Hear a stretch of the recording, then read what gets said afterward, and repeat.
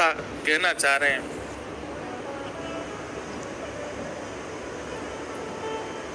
कल हम जब महाप्रभु जगन्नाथ जी का दर्शन करने गए तो मैंने तो कई बार कथाओं में कहा है कि हम तो ठाकुर जी से कुछ ना कुछ पूछते रहते हैं। इधर देखो, ठाकुर जी आ गए कथा में।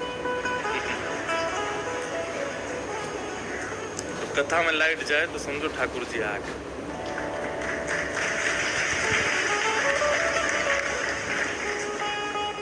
तो कल जब हम दर्शन करने गए तो कुछ हमारी माता जी ने कुछ कहा था कि जगन्नाथ महाप्रभु से पूछना, आज्ञा लेना, क्या कहते हैं। तो हमने जगन्नाथ महाप्रभु को प्रणाम किया। मैंने कहा आप कैसे हैं? ठीक हैं, आनंद में हैं, बड़ी कृपा, आप हमको बुलाते रहते हैं। अभी सितंबर में हमारी कथा भी जगन्नाथपुरी में। तो मैंने कहा आपकी बड़ी कृपा है कि आप दास को बुलाते रहते हैं। भोजन प्रसाद सब प्रेम से पा रहे हैं, आप श्रृंगार को बढ़िया करके बैठे हैं। पहले वार्ता हो गई, फिर जो माँ ने कुछ कहा था वो पूछा। मैंने कि महाप्रभु जी ऐसा ऐसा कुछ भाव माँ का है, सब आपको जैसे रुचिकर लगे आप आज्ञा देना। अब मैं बैठा था, कोई आज्ञा तो कुछ दी नहीं उन्होंने। ऐसा कुछ मन में आया नहीं कि ये कह रहे हो कि हाँ ठीक है। इतने में ही वो पंडा पुजारी जी आए, चलो चलो चलो हरि हरि बोलो, हरि हरि बोलो, चलो। उठाने लगे। मैंने कहा आपने कुछ संकेत तो दिया नहीं, हम कुछ पूछ रहे थे, उसका एक संकेत, शुभ संकेत तो दे दो। तो मैंने मन में विचार किया कि ये पुजारियों के हाथ में जो डंडी लगी रहती हैं, 2 डंडियां लगी रहती हैं, उसको ऐसे मारते हैं सिर पे। मैंने कहा अगर ये डंडी पड़ी तो समझ जाऊंगा ठाकुर जी मना कर रहे हैं, और अगर कोई ठाकुर जी की प्रसादी माला आ गई तो समझ जाऊंगा हाँ कह रहे हैं। अब बड़ी दुविधा में पड़ जाते हैं कई बार तो, क्योंकि ठाकुर जी बड़े खेलते हैं, ना तो डंडी पड़वाते हैं ना माला ही देते हैं। ले अब तू देख क्या करेगा। तो बस जैसे ही मंदिर से निकलने का भाव आया, अब मैं पीछे मुड़ मुड़ के देखते ही इतने से, एक तो बाहर से देखो इतने ही दिखते हैं। यहाँ के जगन्नाथ जी तो फिर भी इधर वालों को तो दिख रहे होंगे, इधर वालों को तो कैसे इतने ही दिख रहे होंगे। तो मैंने कि संकेत दे दो कुछ।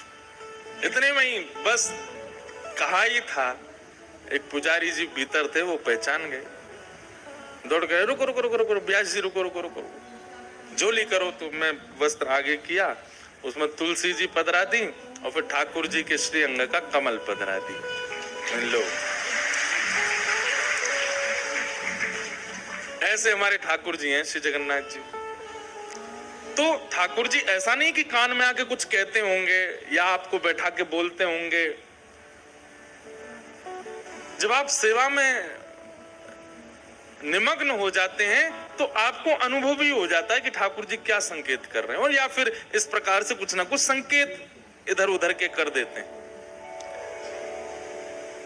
तो ठाकुर जी ने कहा भाई गर्भगृह में तो बलराम जी बैठे हैं, यहाँ तो मीटिंग करना सब फेल है, लेकिन ये रामानुजाचार्य जी और इनके भक्त यहाँ से कैसे जाएं? वो बेचारे उड़िया भक्त हमारे बाहर खड़े हैं, वो भीतर कैसे आएंगे? हमको उनकी याद आ रही है। तो जैसे ही प्रातः काल ब्रह्म मुहूर्त में सबसे पहला महाप्रभु जी का दर्शन करते हैं श्री गरुण जी महाराज, गरुण स्तंभ सामने। गरुण जी बोले जय जय, आज्ञा करो। बोले बलराम जी को पता नहीं चलना चाहिए, और ये रामानुजाचार्य जी और इनके जितने शिष्य ये रात में जैसे ही सोवे जामे, आप सोते हुओं को ही अपने पंख पे बिठा करके दक्षिण में छोड़े आओ, और द्वार खोल दो बाहर के, हमारे जो उड़िया भक्त हैं उनको भीतर कर दो।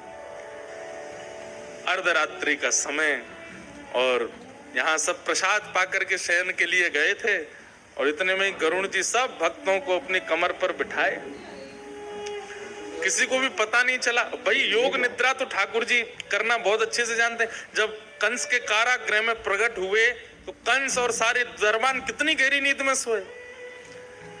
हमारे यहाँ वैदिक रूप से कहा भी जाता है ना, या देवी सर्वभूतेषु निद्रा रूपेण संस्थिता। ये निद्रा भी अगर आपको रात्रि सोए और सीधे सुबह उठे, बीच में एक बार भी आंख नहीं खुलती है, तो उस समय यही सोचना चाहिए कि ये देवी साक्षात निद्रा देवी आई थी आज, इसीलिए अखंड निद्रा आई है। बीच में कईयों को खंडित निद्रा आती है, बीच बीच में उठ जाते हैं, आंख खुल जाती है या कुछ, लेकिन कई लोगों को अखंड निद्रा आती है। अखंड निद्रा का मतलब ऐसा नहीं कि कुछ चोर चोरी कर ले गए तुम उठ ही नहीं पाए। अखंड निद्रा का मतलब ऐसा होता है कि आप डिस्टर्ब नहीं होते, बस एक बार आंख लगी सीधे सुबह उठते हैं। ये भी ठाकुर जी की कृपा से होता है। वो देवी का स्वरूप माना जाता है उस निद्रा को। योग निद्रा में सोए थे सारे रामानुजाचार्य जी के भक्त और रामानुजाचार्य जी, और श्री गरुड़ जी महाराज ने अपने पीठ पर बिठाया और लेकर के सीधे त्रिचिरापल्ली, तिरुचि के पास में श्रीरंगम, वहां ले जाकर के सुला दिया।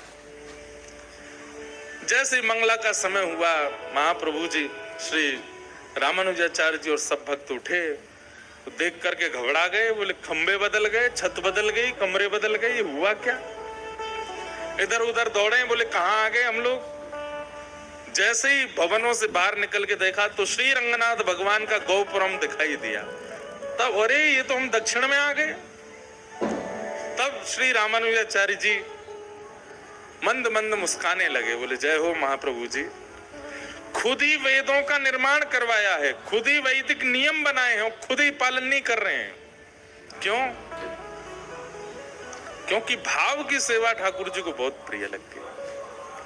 भाई देखो, एकमात्र संसार में एक रस्सी है ऐसी जिसका नाम है प्रेम, प्रेम पाश, जिसमें परमात्मा से लेकर के जीवात्मा सब बंध सकते हैं। और प्रेम की इस पाश में इतनी सामर्थ्य सबको बांध सकता है। ठाकुर जी बंध गए और उस प्रेम की पाश में बंधे ठाकुर जी का प्रत्यक्ष दर्शन होता है जगन्नाथपुरी। वहां के जो अर्चक हैं, कई बार वो आपको हो सकता है कि कुछ,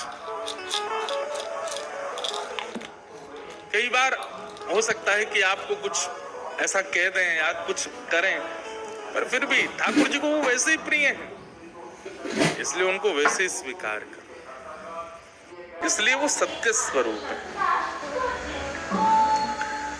और मध्य में विराजमान है श्री सुभद्रा जी, वो चैतन्य स्वरूप है। ब्रह्मांड में कितने भी लोग महाप्रभु जगन्नाथ जी का दर्शन करने जाएं, बलराम जी के दर्शन साथ सुभद्रा जी की बड़ी विशेष है। इन्होंने अपने हाथ तो कर रखे पीछे, एक हाथ ले रखा जगन्नाथ जी का, दूसरा हाथ ले रखा है श्री बलराम जी का, मानो जैसे ये दोनों के गले में गलवैयां डाल करके बैठी हैं और सामने आए हुए जीव को देख करके तुरंत आंकती हैं। अगर वो व्यक्ति अज्ञानी है, कहीं ना कहीं ज्ञान से विमुख है, तो उस पर बलराम जी को कहती हैं इस पर कृपा करो। और यदि कोई व्यक्ति भाव युक्त है, उसको महाप्रभु जी को कहती हैं आप इस पर कृपा करो। तो सामने आए हुए जीव को परख करके बलराम जी के पक्ष में भेजना है कि जगन्नाथ जी के पक्ष में देखना, ये निर्णय श्री सुभद्रा जी करती। इसलिए सबको दर्शन श्री सुभद्रा जी का होता है, वही चैतन्य है।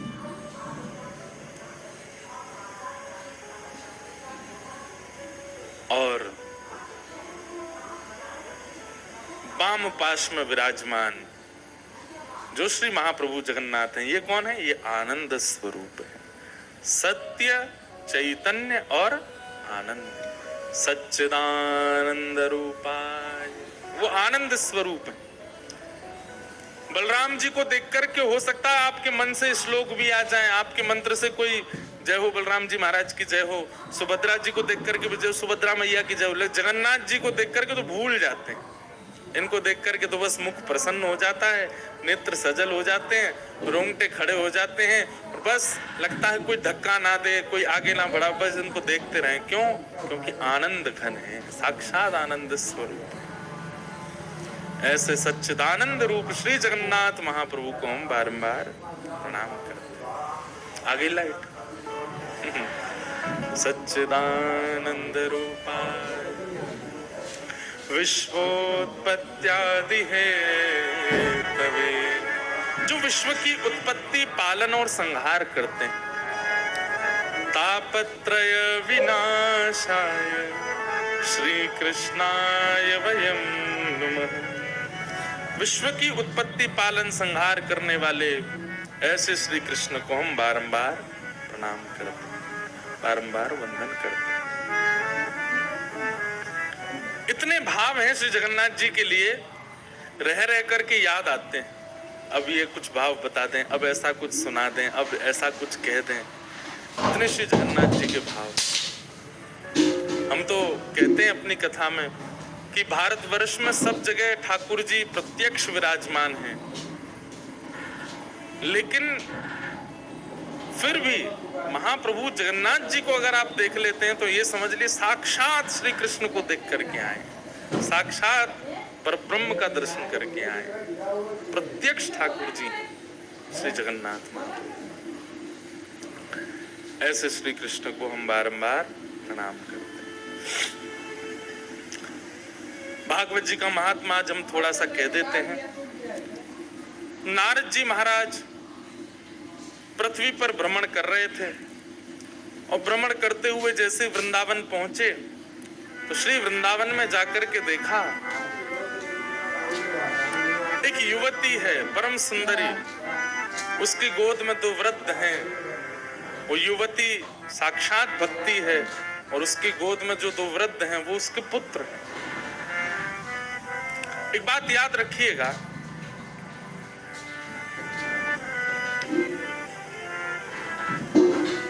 भक्ति ज्ञान और वैराग्य से युक्त होगी तो उस भक्ति में एक अद्भुत प्रसन्नता, एक शांति का अनुभव आप करोगे।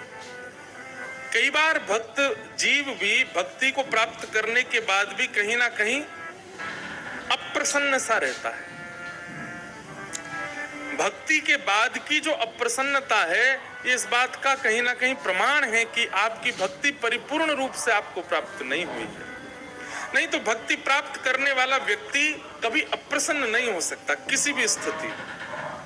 बहुत सावधानी से सुनिएगा।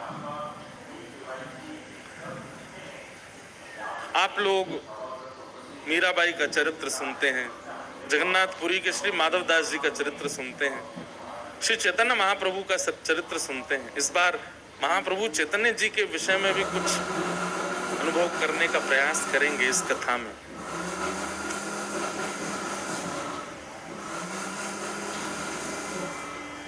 सब भक्तों ने अपने जीवन में एक विपरीत अवस्था